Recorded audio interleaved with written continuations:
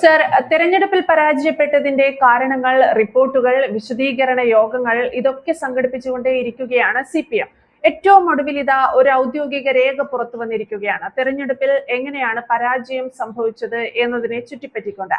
മാത്രമല്ല, ഈ ഔദ്യോഗിക രേഖ പാർട്ടിക്കകത്തുള്ളവരെല്ലാം അംഗീകരിച്ചു എന്നതുകൂടിയാണ്. പലപ്പോഴായുള്ള ചില തീരുമാനങ്ങൾ, അതായത് ഏകാധിപതിയെ പോലെയുള്ള ചിലരുടെ ചില പ്രവർത്തനങ്ങൾ, തീരുമാനങ്ങൾ, ധാർഷ്ട്യം, ഇത്തരത്തിൽ പലതും, അതായത് പൊതുജനങ്ങൾ വിലയിരുത്തിയ പലതും തന്നെയാണ് തെരഞ്ഞെടുപ്പിലേറ്റ പരാജയത്തിന് കാരണം എന്ന ഔദ്യോഗിക രേഖയിലും പറയുന്നു. എങ്ങനെ വിലയിരുത്താം? ഇത് പുറത്തു വന്ന സമയം നല്ല ഗംഭീരമായ ഒരു മൊമെന്റ് ആണ്. കാരണം മാസപ്പടി കേസിൽ അന്വേഷണം സാക്ഷാൽ പിണറായി വിജയന്റെ അടുത്തേക്ക് ഇതിന് തൊട്ടു മുമ്പാണ് കേന്ദ്ര കമ്മിറ്റിയുടെ രേഖ, അവലോകന രേഖ പുറത്തു വന്നത്. എന്തുകൊണ്ട് തിരഞ്ഞെടുപ്പിൽ പരാജയപ്പെട്ടു എന്നാണ് ഈ രേഖയിൽ വ്യക്തമാക്കുന്നത്.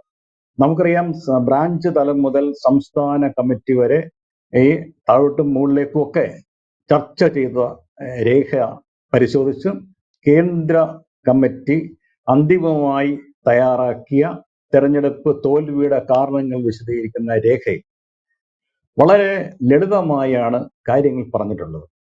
അതിൽ ഏറ്റവും പ്രധാനപ്പെട്ടതായി ഒട്ടേറെ കാര്യങ്ങൾ പറഞ്ഞിട്ടുണ്ട്. എനിക്ക് തോന്നിയിട്ടുള്ളത്, അല്ലെങ്കിൽ അതിന്റെ സംഗ്രഹം ഞാൻ പറയാം.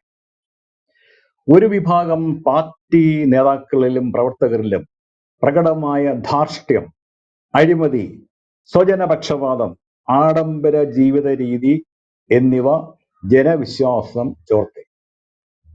പാർട്ടിയുടെ പ്രചാരണം ഒരു വ്യക്തിയിൽ മാത്രം കേന്ദ്രീകരിച്ച് ദോഷം ചെയ്തു. മറ്റാരുണ്ട് LDF അല്ലാതെ എന്ന മുദ്രാവാക്യം തിരിച്ചു അടിച്ചു. ഇതിൽ പേര് പറഞ്ഞിട്ടില്ല, ആരുടെയും പേര് പറഞ്ഞിട്ടില്ല. പക്ഷേ വായിക്കുന്നവർക്ക്, പാർട്ടി അണികൾക്ക്, പുറത്തുള്ളവർക്കെല്ലാം കാര്യങ്ങൾ വ്യക്തമാണ്. ഞാനതിനെ രണ്ട് രീതിയിൽ കാണുന്നു. ഇത് മുൻപുള്ള പരാജയത്തിന് മുമ്പുള്ള LDFന്റെ പരാജയത്തിന് മുമ്പുള്ള കേന്ദ്ര കമ്മിറ്റി യോഗമായിരുന്നെങ്കിൽ ഇതൊന്നും ഉണ്ടാകുമായിരുന്നില്ല. തിരഞ്ഞെടുപ്പിൽ CPM തോറ്റമ്പി ചരിത്രത്തിലെ ഏറ്റവും വലിയ പരാജയങ്ങളിൽ ഒന്ന് 77-ന് ശേഷം CPM ഏറ്റുവാങ്ങി. കേരളത്തിൽ അരിയാഹാരം കഴിക്കുന്ന എല്ലാ മലയാളികൾക്കും അതിന്റെ കാരണം അറിയാം. അതിന്റെ കാരണഭൂതർ രണ്ടുപേരാണ്. ഒന്ന് സാക്ഷാൽ പിണറായി വിജയൻ, പാർട്ടിയെ പിണറായി വിജയന്റെ കാൽക്കൽ അടിയറ വെച്ച സംസ്ഥാന സെക്രട്ടറി MV ഗോവിന്ദൻ. അദ്ദേഹത്തെക്കുറിച്ചും പരാമർശമുണ്ട്. അതിങ്ങനെയാണ്: രാഷ്ട്രീയ മൂർച്ചയില്ലാത്തതും നീണ്ടതുമായ പ്രസംഗങ്ങൾ ജനങ്ങളെ ആകർഷിക്കുന്നില്ല. ചിലരുടെ പ്രസംഗങ്ങളും ശൈലിയുമൊക്കെ പാർട്ടിക്കാർക്ക് പോലും സുഖകരമായി തോന്നിയില്ല എന്നൊക്കെ പറയുന്നു. അപ്പൊ ഈ രണ്ട് കാരണഭൂതരെയും പേരെടുത്ത് പരാമർശിച്ചിട്ടില്ല എങ്കിലും കേന്ദ്ര കമ്മിറ്റി കുറ്റപത്രം എന്ന് വേണമെങ്കിൽ പറയാം സമർപ്പിച്ചിരിക്കുന്നത് പിണറായി വിജയനും പാർട്ടിയെ അടിയറ വെച്ച MV ഗോവിന്ദനും എതിരായാണ്. ഇനി എന്ത് സംഭവിക്കും എന്ന് നമുക്ക് വളരെ കൃത്യമായി പറയാൻ പറ്റും. കാരണം ഈ ആഴ്ചകളിൽ, ഒരുപക്ഷെ ഈ ആഴ്ചയോ അതിനടുത്ത ആഴ്ചയോ ഒക്കെ മാസപ്പടി കേസിൽ പിണറായി വിജയൻ EDക്ക് മുമ്പാകെ ചോദ്യം ചെയ്യപ്പെടും. അപ്പോൾ ഒന്നും സംഭവിക്കില്ല. കേരളത്തിലെ ഒരു പ്രതിഷേധവും ഉണ്ടാകില്ല. ഒരു ആചാരപരമായ പ്രസ്താവന ചിലപ്പോൾ MV ഗോവിന്ദനോ നേതാക്കന്മാരെ ഇറക്കി എന്നിരിക്കും. ഒരു അണിയും നെഞ്ചിൽ കൈവച്ച് അവർക്ക് പറയാൻ പറ്റില്ല ഇതിൽ അഴിമതി നടന്നില്ല എന്ന്. ട്രയൽ ഓഫ് മണി, ഇത് മുഖ്യമന്ത്രിയോടുള്ള ബന്ധം കാരണമാണ് താൻ കാശ് കൊടുത്തത് എന്ന് കരിമണൽ കർത്ത പ്രസ്താവിച്ചിട്ടുണ്ട്. വീണ അത് സമ്മതിച്ചിട്ടുണ്ട്. ഇത് ടിപ്പ് ഓഫ് ഐസ്ബർഗ് ആണ്. ഒരു കാര്യം മാത്രമേ ഉള്ളൂ. ഇനി എത്ര കാര്യങ്ങൾ പുറത്തു വരാനുണ്ട്. സ്വപ്ന വളരെ ഗുരുതരമായ ആരോപണങ്ങൾ കഴിഞ്ഞ ദിവസവും ആവർത്തിച്ചിട്ടുണ്ട്. ഇന്നേ വരെ ഒരു വക്കീൽ നോട്ടീസ് പോലും പിണറായി വിജയൻ അയച്ചിട്ടില്ല. നിങ്ങളൊന്ന് ആലോചിച്ച് നോക്കുക. ഇന്ത്യയിലെ ഇടതുപക്ഷം അവകാശപ്പെടുന്നത് എന്താണ്? പക്ഷത്തിന് ആ ഒരു വലിയ ബാക്കി ബൂർഷ്വാ പാർട്ടികളെന്ന് അവർ ആക്ഷേപിക്കുന്ന ബൂർഷ്വാ പാർട്ടികളെന്ന് കോൺഗ്രസിനെയും വർഗീയ കക്ഷി, ഫാസിസ്റ്റ് കക്ഷി എന്ന് BJPയും ഒക്കെ ആക്ഷേപിക്കുമ്പോൾ തങ്ങൾക്ക് സംശുദ്ധമായ രാഷ്ട്രീയ പാരമ്പര്യമുണ്ട് എന്നാണ് ഇടതുപക്ഷം അവകാശപ്പെട്ടിരുന്നത്. അത് ഏതാണ്ട് പൂർണ്ണമായും ശരിയായിരുന്നു താനും.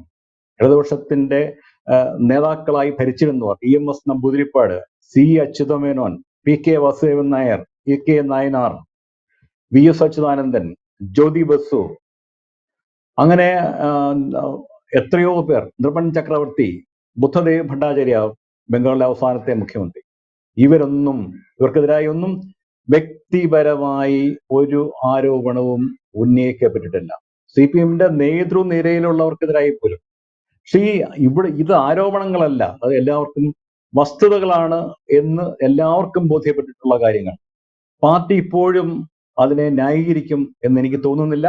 എന്ത് ആയാലും കേന്ദ്ര കമ്മിറ്റിയും പോളിറ്റ് ബ്യൂറോയും തെരഞ്ഞെടുപ്പ് പരാജയത്തിന് ശേഷം പിണറായി വിജയന്റെ പോക്കറ്റിൽ തൂങ്ങുന്ന കടലാസ് സംഘടനകളോ പ്രസ്ഥാനങ്ങളോ സംവിധാനങ്ങളോ അല്ല എന്നാണ് ഈ കേന്ദ്ര കമ്മിറ്റിയുടെ തിരഞ്ഞെടുപ്പ് അവലോകന രേഖ അസന്നിഗ്ധമായി വ്യക്തമാക്കിയിട്ടുള്ളത്. ഇനി വരുന്ന നാളുകൾ ഒരു കാരണവശാലും പിണറായി വിജയനും MV ഗോവിന്ദനും ശുഭകരമല്ല. പാർട്ടി അണികളിൽ നിന്ന് അവർക്ക് നേരിടേണ്ട വിമർശനങ്ങൾ അതിഭയാനകമായ രീതിയിലേക്ക് വളരും. ആരും ന്യായീകരിക്കാനുണ്ടാകില്ല, തെരുവിലിറങ്ങാൻ ആരും ഉണ്ടാകില്ല, പാർട്ടി വേദികളിൽ അവർക്ക് വേണ്ടി സംസാരിക്കാനും ഇനി വരുന്ന നാളുകളിൽ ആരും ഉണ്ടാകില്ല. ഇവർ രണ്ടുപേരും പ്രസ്ഥാനത്തിന്, CPM-ന് മാത്രമല്ല ഇന്ത്യയിലെ ഇടതുപക്ഷ കമ്മ്യൂണിസ്റ്റ് പ്രസ്ഥാനത്തിന് വലിയ ബാധ്യതയാണ്. അത് തിരിച്ചറിഞ്ഞിട്ടുണ്ട്. ഒരുപക്ഷെ മാന്യത കാരണമായിരിക്കാം കേന്ദ്ര കമ്മിറ്റി പേരെടുത്ത് പറയാതിരുന്നത്. അല്ലെങ്കിൽ തനിക്ക് മാത്രം ഒരു മാനദണ്ഡങ്ങളും ബാധകമല്ല എന്നാണ് പിണറായി വിജയൻ തെളിയിച്ചിരുന്നത്. 54 സിറ്റിംഗ് MLA-മാർക്ക് വീണ്ടും സീറ്റ് കൊടുത്തു, തോക്കുമെന്ന ഭയത്തിൽ ഈ പ്രാവശ്യം. അപ്പോൾ തന്റെ എതിരാളിയായി വരും എന്നിപ്പോഴും അദ്ദേഹത്തിന് ഒരു ഉള്ളിൽ പേടിയുണ്ടായിരുന്ന KK ശൈലജയെ പേരാവൂരിൽ കോൺഗ്രസിന്റെ സിറ്റിംഗ് സീറ്റിൽ നിർത്തി വീണ്ടും തോൽപ്പിച്ചു. നേരത്തെ ലോക്സഭാ സീറ്റിൽ വടകരയിൽ നിർത്തി അതിഭീകരമായ പരാജയം ഏറ്റുവാങ്ങേണ്ടി വന്നു ശൈലജയ്ക്ക്. അതിന്റെ പിന്നിൽ എന്താണ് എന്ന് പാർട്ടിക്കാർക്കും നാട്ടുകാർക്കും അറിയാം. മത്സരിച്ചാണ് പിണറായി വിജയനെ അനുകൂലിക്കുന്നവർ ശൈലജയ്ക്കെതിരായി അവിടെ ഷാഫി പറമ്പലിന് വോട്ട് ചെയ്തത്. കാര്യം ഒരു പ്രോബബിൾ എതിരാളി, ഇനിയും തനിക്ക് പകരം വരാൻ സാധ്യതയുള്ള ഒരു നേതാവിന്റെ വലിയ ഇമേജ് ഉണ്ടായിരുന്നു ശൈലജയ്ക്ക്. അതിനെ തകർക്കുക എന്നുള്ള വളരെ വ്യക്തിപരമായ നിക്ഷിപ്ത താല്പര്യം. ഒരുപക്ഷെ കോൺഗ്രസിന്റെ മേലൊക്കെ ഇവർ ആരോപിക്കുന്ന മൂന്നാംകിട ഗ്രൂപ്പ് രാഷ്ട്രീയത്തിന്റെ വളരെ പ്രകടിതമായ രൂപമായിരുന്നു വടകരയിൽ ശൈലജയുടെ സ്ഥാനാർത്ഥിത്വം. ഇതൊക്കെ വീണ്ടും, ഈ അധ്യായങ്ങളൊക്കെ വീണ്ടും ഇനി വരുന്ന നാളുകളിൽ തുറക്കപ്പെടും. ശൈലജയെ മത്സരിപ്പിച്ചത് രണ്ടാമത്തെ പ്രാവശ്യവും നിയമസഭയിൽ പേരാവിൽ നിന്ന് മത്സരിപ്പിച്ച് തോൽപ്പിച്ചത് ഇതിന്റെ ഉദ്ദേശ ലക്ഷ്യങ്ങൾ എന്തായിരുന്നു എന്ന് പ്രകടമാകും. ഇത് മാത്രമല്ല, ഈ സർക്കാരിനെതിരായിട്ടുള്ള, പിണറായിയുടെ കുടുംബത്തിനെതിരായിട്ടുള്ള ആരോപണങ്ങളുടെ കെട്ടുകൾ ഒന്നൊന്നായി അഴിഞ്ഞു വരും. പാർട്ടിക്കാർ തന്നെ അത് വിളിച്ചു പറയുന്നുണ്ട് എല്ലാ വേദികളിലും. കേന്ദ്ര ഏജൻസികൾ ഇനി ഒരു കാരണവശാലും പിണറായി വിജയനോടൊപ്പം നിൽക്കത്തില്ല. കാര്യം BJP-ക്ക് ഒരു രാഷ്ട്രീയ ലക്ഷ്യം മുമ്പുണ്ടായിരുന്നു.